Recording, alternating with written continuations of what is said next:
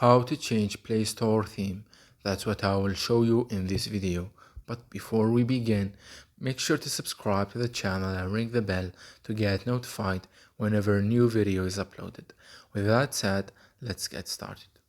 So go ahead and open up Play Store, and once you do that, click on the profile picture or icon at the top right corner, then click on Settings, and here you want to click on General and then click on Theme.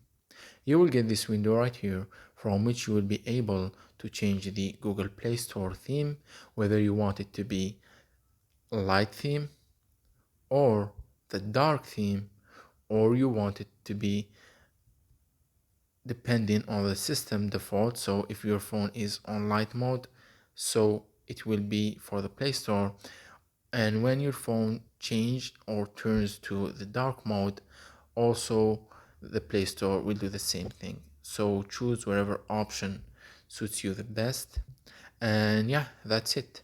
So that was it for this video. That's how you can change the theme on Google Play Store. If you have any questions, please leave them in the comment section down below.